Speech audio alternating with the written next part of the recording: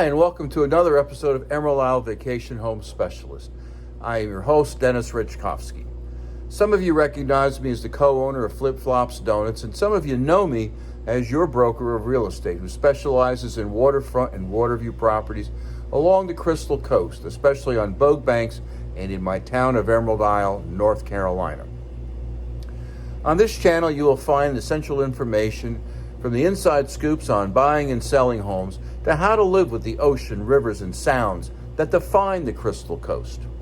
Today's episode is all about sea shelling.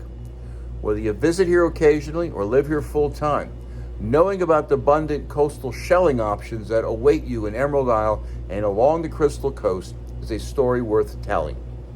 Before I begin, please subscribe to my video channel now or at the end of this episode. The sandy beaches near your vacation rental are the perfect locations to enjoy a relaxing day, breathing in the ocean air while enjoying a day of nothingness. However, when you seek a break from nothingness, I recommend going on a shelling adventure. There's no shortage of sandy beaches waiting for you to wander along looking for shells. Whether you are looking to check off every shell on the Carolina coast or add to an already existing collection, there are certain tips and tricks needed to be successful at shelling.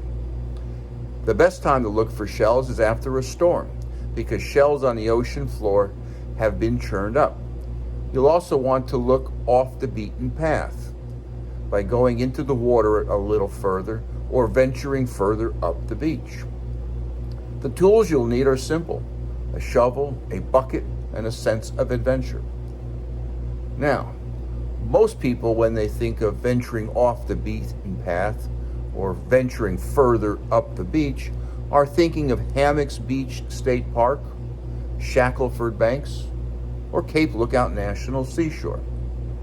And while these are perfect beaches for a shelling adventure, my favorite place to go shelling is Bear Island, and it is only minutes away from Emerald Isle. During the hectic days of summer, Daryl Marsh can be found loading his skiff with vacationers at Dudley's Marina in Cedar Point and piloting them through the winding backwaters past the Hammocks Beach Landing and over to Bear Island. There, locals and tourists from many states compete for treasures of the sea, seashells, and lots of sand dollars. Especially when the tide is low, and especially when you know where and when to look. For summer beachcombers walking on the beaches of nearby Emerald Isle, finding a whole sand dollar can feel as impossible as seeing the flip of a mermaid's tail. But over in neighboring Bear Island, things change. For shell seekers, Bear Island is a prime place to find Scotch bonnets and whelks too. On an off-season outing, Daryl pulls in his lines and we leave Dudley's Marina in Cedar Point and fall in with the other boats heading out. As a co-owner of Flip Flops Donuts, I have no free time until way after Labor Day. The engine maintains its low putt, and after we clear the no-wake zone, Daryl throttles up and the breeze turns into a welcome wind that beats on our skin, clearing away the funky smell of the marsh grasses and replacing it with brisk salt air that feels primal, even ancestral. We pass by Brown Island, and Daryl points to a sandbar on the Bear Island side, just revealed by the tide. Nice and low, he says, of the water. As we splash through calf-deep water, our eyes are focused on the sand, and Daryl explains the surreptitious nature of shell seeking. While it's important to hit the right spot when the tide is low, there's no predicting what you'll find. The capricious nature of the pursuit is part of the magic. I've had people come back with 50 sand dollars out here, Daryl says, and then we come back the next day and we find nothing. The sand dollar shells found on the North Carolina beaches are a species of keyhole urchin. When alive, they're brown, and their skeleton, or test, is covered by a skin with tiny spines that help them burrow into the sand. They eat with a primordial contraption called Aristotle's lantern, 5 calcium carbonate teeth that, when broken out of the sand dollar's test, resembled tiny white doves. Daryl encourages me to look past the lure of sand dollars and Scotch bonnets and to consider the beauty of more common species too. Take a plebeian oyster shell, for instance. Many would toss it aside, but Daryl notes you might be throwing back a 12,000-year-old fossil. Most oysters do not live in the ocean. They do better in lower salinity, Daryl says.